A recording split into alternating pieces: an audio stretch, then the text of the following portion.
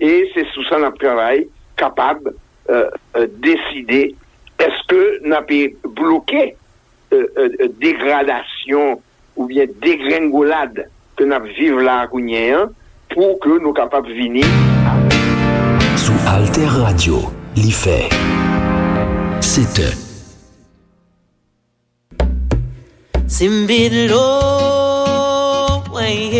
Bonjour, ici Malou Boboir sur Alter Radio. Alter Radio, l'idée frais.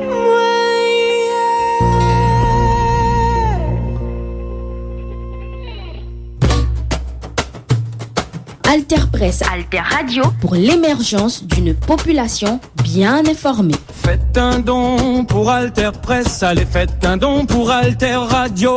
Faites un don pour Alter Presse, allez faites un don pour Alter Radio. Votre solidarité peut vraiment tout changer. Allez, venez faire vivre l'info complète et libre. Faites un don pour Alter Presse, allez faites un don pour Alter Radio. Penchez-vous sur Alter Presse et faites un don. Merci, merci, merci pour l'appui citoyen. Merci, merci, merci de votre soutien. Alter Radio. Bonjour, bienvenue dans cette nouvelle chronique de l'Amérique latine qui vous est proposée par l'IRIS et que je vais consacrer à l'actualité politique, même plutôt post-électorale, de deux pays, la Colombie et le Pérou. Alors je vais le faire en partant de notre récente publication, l'IRIS, qui est une note d'actualité réalisée pour le compte de l'Agence française de développement, l'AFD, qui est une note donc de juillet 2026 qui s'appelle « En Colombie et au Pérou, la victoire des droites et ses limites » et qu'une note qui est disponible bien sûr sur le site de l'IRIS, que vous pourrez trouver en téléchargement libre sur la page du programme Amérique latine Caraïbes de l'IRIS, que vous trouverez sur notre site, et qui est une note qui s'intéresse bien sûr aux résultats de ces élections qui ont conduit à la victoire, dans les deux cas étriqués, on va le voir, de deux nouveaux dirigeants pour ces pays, Monsieur Del Espriella en Colombie, qui fait partie de ce qu'on appellerait le pôle radical des droites latino-américaines, et qui est un novice en politique, et Madame Keiko Fujimori, qui elle aussi fait partie de la droite dure péruvienne,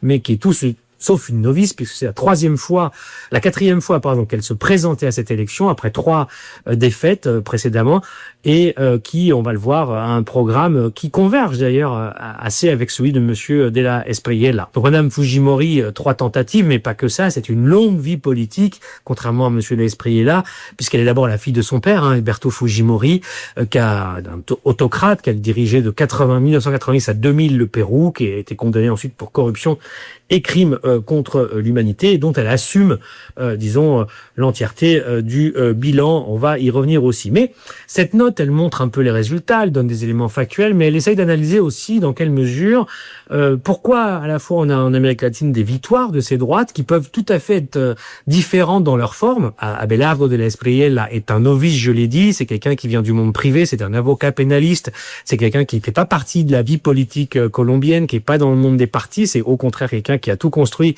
sa stratégie de conquête du pouvoir sur le fait d'être un outsider, etc.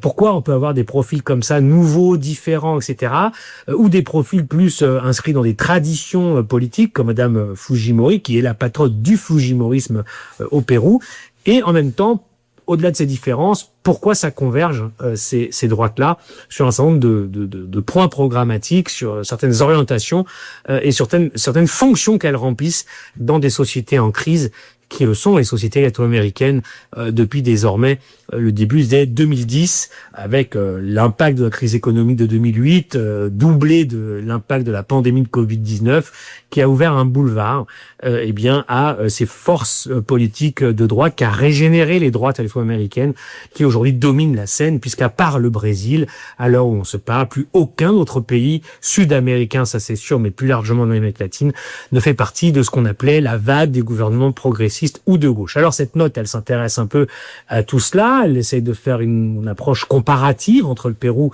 et la Colombie sur tous les points que je viens de vous citer, donc je vous laisse la découvrir.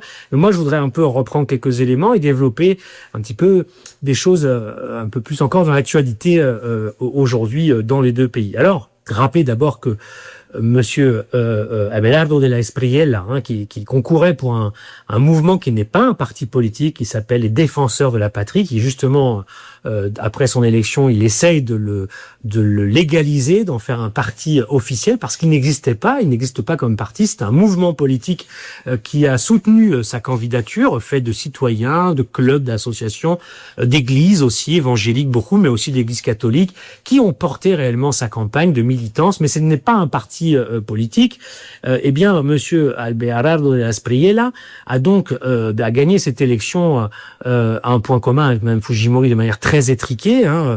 Dans son cas, on a moins de 1% des suffrages qui le séparent de son adversaire malheureux, monsieur Ivan Cepeda, qui portait les couleurs du Pacte historique en Colombie et qui, lui, portait donc les couleurs du parti présidentiel de monsieur Gustavo Petro, seul président de gauche à avoir dirigé les pays entre 2022 et 2026 dans l'histoire entière de la Colombie, et qui va donc s'arrêter ce pouvoir.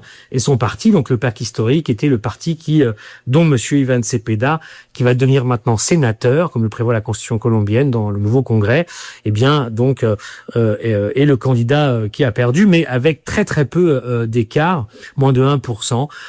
250 000 suffrages sur 26 millions qui se sont exprimés sur place au total. Et donc c'est un premier élément, c'est les trois thèses de la victoire de monsieur de la Espriella, qui est le premier président aussi à gagner une élection en Colombie sans avoir la majorité des voix, puisque il arrive à 49,2% des voix. C'est un des éléments inédits de la situation politique colombienne, comme on peut le voir dans d'autres pays. Il n'a pas la majorité, il n'a pas de parti à lui au Congrès, ce qui ne va pas l'empêcher de pouvoir gouverner, comme je vais le dire, mais il faut déjà avoir en tête que maintenant il est élu. Monsieur Cepeda a contesté les résultats et considère qu'il y a eu des irrégularités, des fraudes, notamment dans ce qu'on appelle le vote des Colombiens de l'étranger, c'est-à-dire des diasporas. Ça, c'est un élément aussi très important qui mérite d'être souligné, à savoir qu'aujourd'hui, pas mal d'élections en Amérique latine se jouent souvent dans les votes des expatriés, en quelque sorte, ou des migrants, des gens qui sont partis du pays, qui se sont installés ailleurs. Ce sont souvent les votes de ces gens-là, donc des diasporas. Ça vaut en Colombie, ça vaut au Pérou, parce que le même problème d'ailleurs, ou les mêmes contestations, eh bien, sont souvent là. C'est souvent là que les différences de vote, finalement, donnent la victoire à l'un des candidats qui est en ce moment plutôt de droite, parce que souvent d'ailleurs les communautés, les diasporas à l'étranger souvent sont plutôt conservatrices ou plus conservatrices. C'est souvent des votes plus à droite. Alors là aussi, ça demanderait pas mal de développement et de nuances, mais enfin, dans le cas colombien, c'est assez clair dans les résultats. Ça l'a été aussi pour Mme Fujimori au Pérou.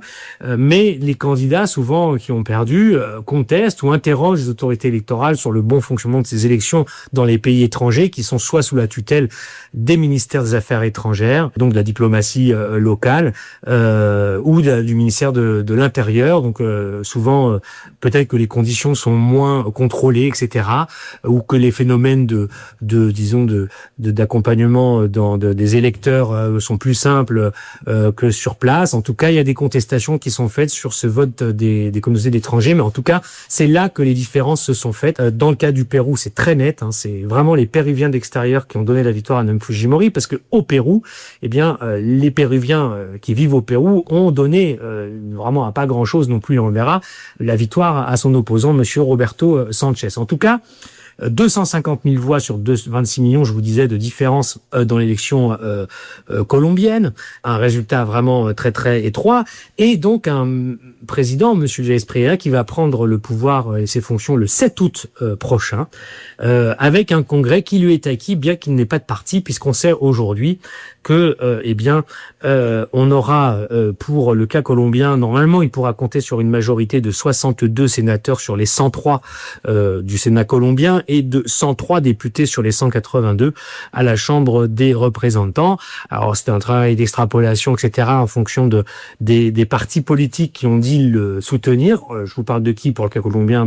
Près des 7 ou 8 partis de la droite colombienne, donc tous anti-Gustavo Petro, qui va mettre un terme à son mandat, qui va finir, qui sortira du pouvoir le 7 août. Donc, ce qu'on appelle l'ouribisme en Colombie, une partie du Parti libéral, le Parti conservateur, sénateurs, enfin bref, 7 ou 8 partis de droite qui ont fait allégeance finalement à monsieur de Espriella et qui vont lui permettre d'avoir une majorité normalement pour travailler au Congrès le temps qu'il officialise son propre parti et qu'il espère peut-être d'ailleurs coopter dans ce parti un certain nombre, ou tous, je ne sais pas, des élus des partis de droite qui sont au pouvoir. Alors, partis de droite traditionnels qui, par ailleurs, ont organisé toute la vie colombienne depuis des décennies et qui, là, se retrouvent avoir été battus par ce candidat sorti un petit peu comme ça de nulle part, si je puis dire, qui a vécu 10 ans en Floride, qui, du coup, est aussi citoyen américain, il est italien, colombien, américain, il explique être un électeur de monsieur Trump et membre du Parti républicain aux États-Unis. Pour un président colombien, ça fait dire à son adversaire que ça pose des problèmes et qu'il il peut pas être dans une logique de double allégeance en tant que président de la Colombie, qu'il doit défendre la souveraineté de son pays, qu'il lui demande de renoncer à cette citoyenneté, de montrer qu'il ne donnera pas des éléments, des informations aux Américains, etc. Ça fait partie des éléments que monsieur Cepeda utilise pour contester en fait la victoire de monsieur de Espriella, tout en acceptant qu'il prenne le pouvoir et en menaçant en quelque sorte de désobéissance civile et de créer une opposition virulente dans la rue si monsieur de Espriella ne répond pas à ces conditions de garantie de la souveraineté colombienne, s'il ne donne pas des engagements sur une série de choses. Donc on est dans quelque chose d'assez particulier puisque monsieur Cepeda accepte les résultats tout en disant qu'ils ont été faussés et en même temps il dit que si monsieur de Espriella ne répond pas à un certain nombre de conditions, il organisera la désobéissance civile dans le pays. Donc avec un congrès, encore une fois, je vous disais, où monsieur de Espriella devrait avoir une majorité avec les partis de droite, mais il va dépendre un peu de négociations. D'ailleurs, dans son gouvernement, il prend des poids lourds de ces partis de droite qu'il n'a cessé de vilipender pendant la campagne électorale en disant que c'était l'ancien monde, que justement, lui apportait des nouveautés, etc.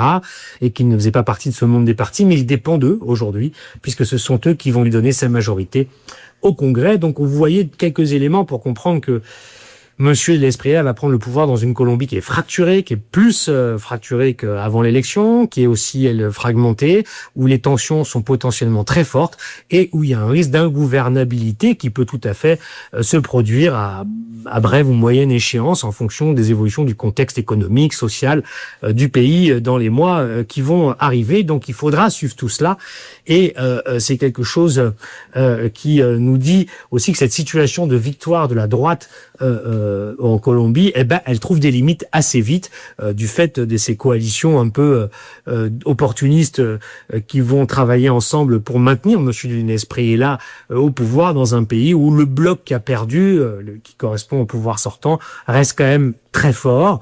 Et est-ce que ce bloc va être capable ou pas de maintenir sa cohésion? Est-ce que les gens qui ont voté contre Espriella au deuxième tour d'élection, est-ce que ces gens-là vont soutenir pour autant l'opposition avec monsieur Cepeda aujourd'hui et peut-être monsieur Petro s'il continue de faire de la politique localement? On ne le sait pas. Ce sont les éléments de l'équation en tout cas que je voulais vous présenter. Alter Radio.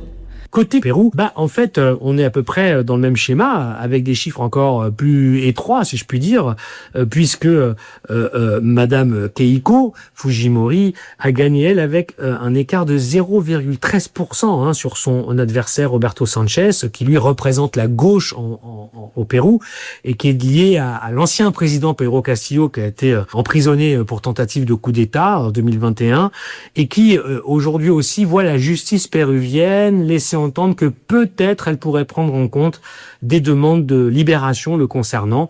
Est-ce que ça fait partie aussi du climat et peut-être pour détendre l'atmosphère et permettre à Pedro Castillo d'être libéré, de refaire de la politique au Pérou? Est-ce que c'est quelque chose qui fait partie un petit peu des signes que voudrait envoyer à la fois l'autorité judiciaire mais aussi Madame Fujimori pour que, en gros, son entrée, disons, à la présidence se fasse avec un peu de tension en moins dans le Pérou? C'est possible, en tout cas, ça fait partie de l'actualité.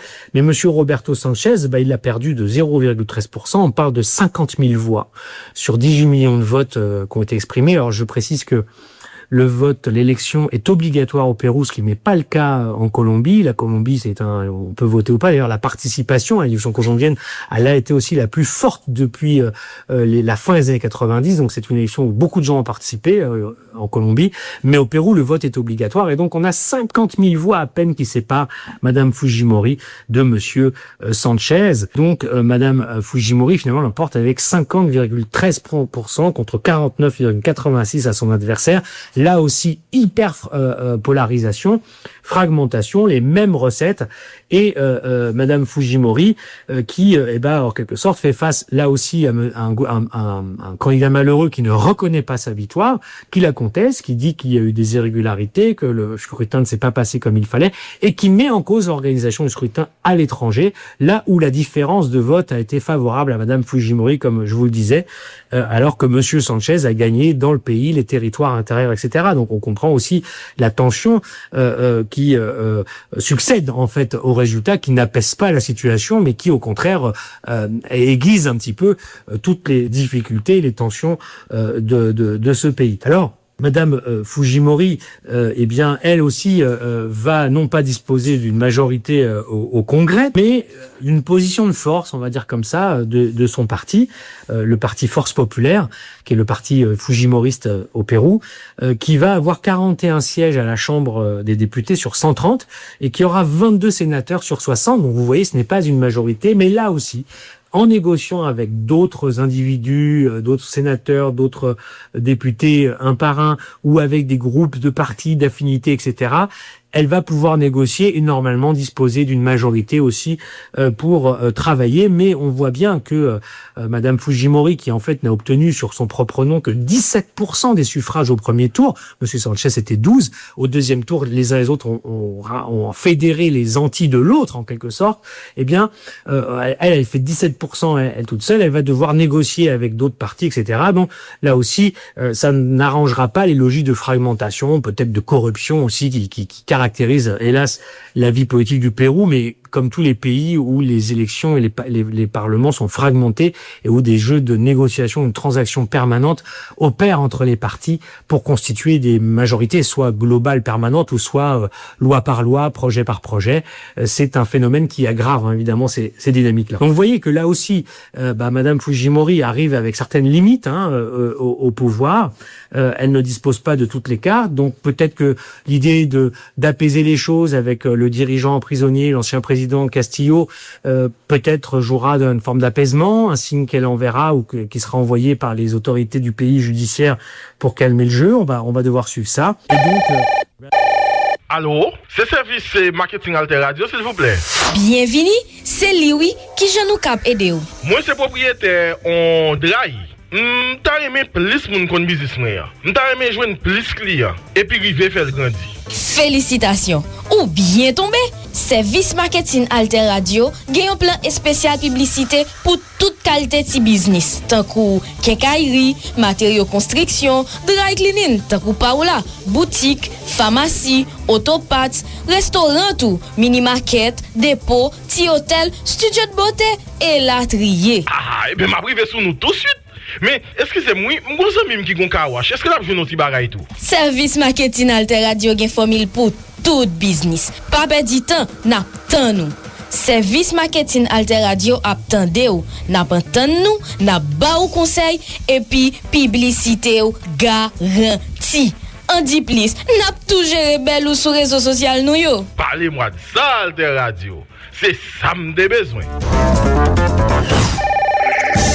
Pas perdre temps. Relais service marketing Alter Radio dans 28 16 01 01 ak Alter Radio, publicité au garantie.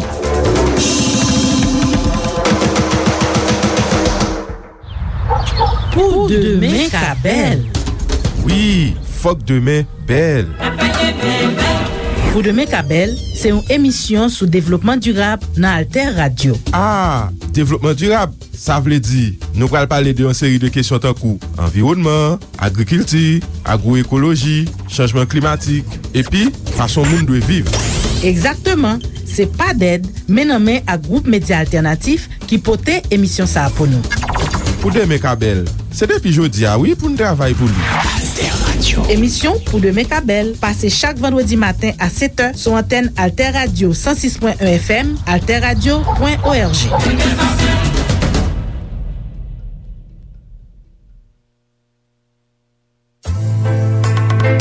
Gade, ti nèg yo, Datle nan zon nan, kote nèg ginem yo. c'est moi qui l'a. Après 1904, elle fin rache l'indépendance. Nous te kon fin changer, nous te kon fin jwenn délivrance. Dommage, nous te style esclave mental.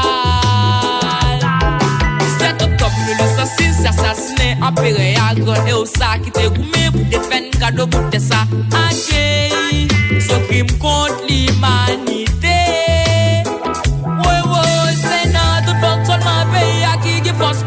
Jusqu'à présent, moi, malheureux, pas qu'à jeune manger. Ouais, ouais, c'est mon yo, pas qu'à l'école. Bagaille en paix.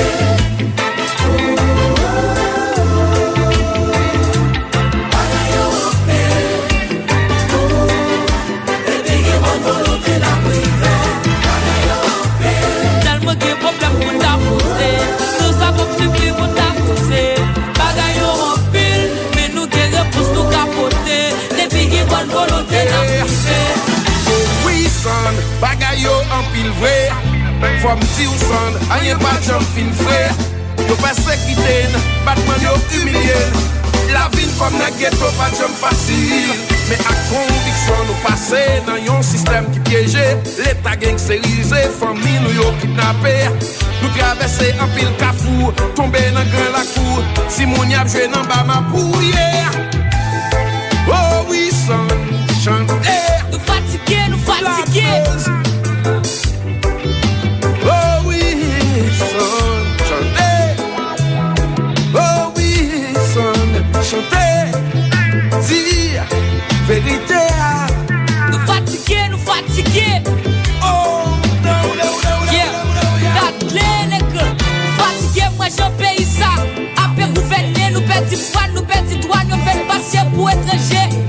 Et ouais, yo te goumé pour te bonne liberté, pour te retirer, ne fait noir, malheureusement, pas juste l'été. Jusqu'à présent, tout si moule pas qui même toi, avec l'éducation, en pile abdominal, la vie, y'a vivre dans mauvaise condition, yo. Colonialisation là pour faire le bien, passer, yo rentrer sur le côté, même dans l'esprit, yo là, y'a zombifié, man. Yo fait nous plier, même Benoît Batraville qui bat tout seul, qui bat tout seul, qui dégué grand, qui bat dans deal, qui dégué grand, gros militant, qui défend bien pour défendre le pays. Mais pas ici, en réveillé, nous pas de camp, y'a braqué,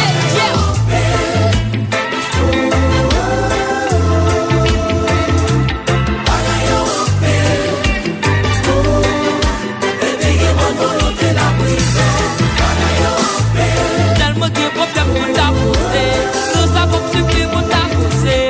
Bagaille en pile, mais nous qui repousse nous capoter. Les bigues bonne volonté n'a privé. Gade, ti nèg yo. Datle nan zon nan, ti Paul J, belle touche. Aoso, Agia, vérité à folle palais. Oh oui, son, chanter. Chanter.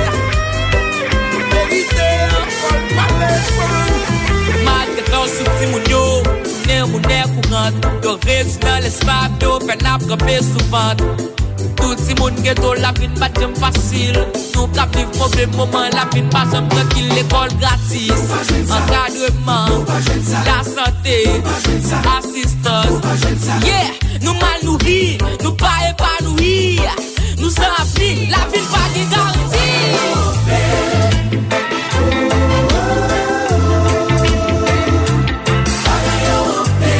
Chanter, son, chanter. Vérité. Tellement qu'il y a problème pour t'apposer, nous avons suffi pour t'apposer. Bagaille en pile, mais nous qui repousse nous capoter. Les bigues bonne volonté n'a privé.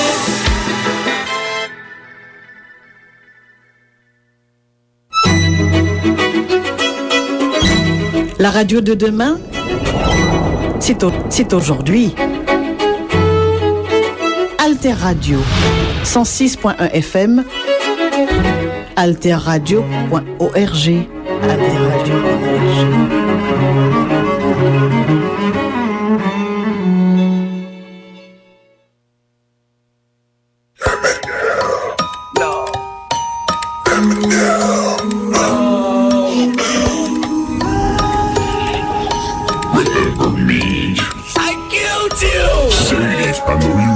Somewhere, come here, talk to me, sit here, pull up a chair, why don't you cut your hair? Dye it back, come on, try it. I know I told you, leave me the fuck alone, will you? But I'm here to rebuild you. But I already killed you.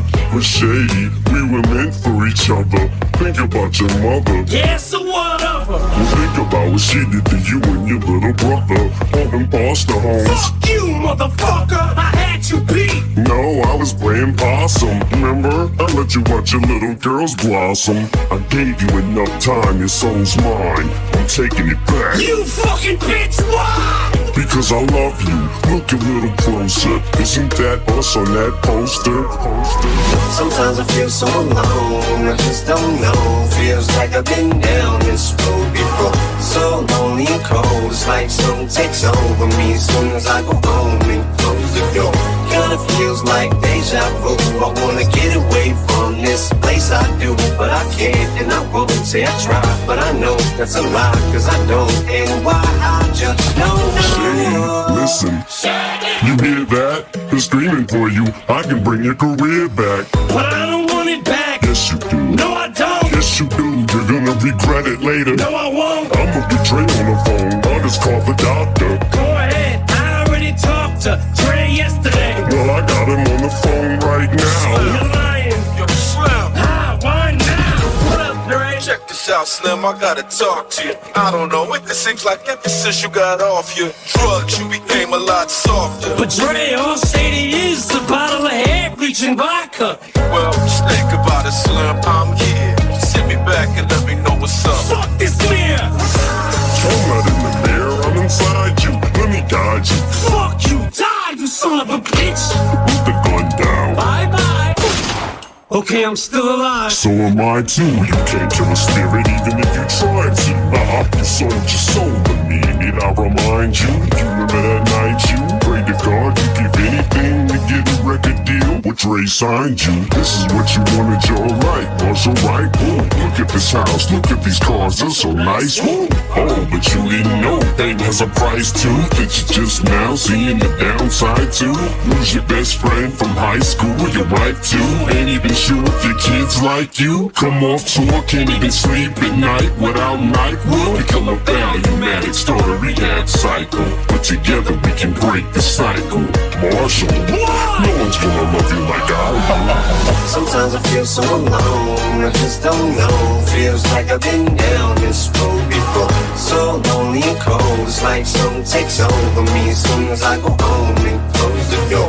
Kinda feels like deja vu. I wanna get away from this place I do, but I can't and I won't. Say I try, but I know that's a lie, cause I don't. And why I just don't know. I'm alive. Get up. Get up and look in the mirror. Alter Radio, l'autre idée de la radio.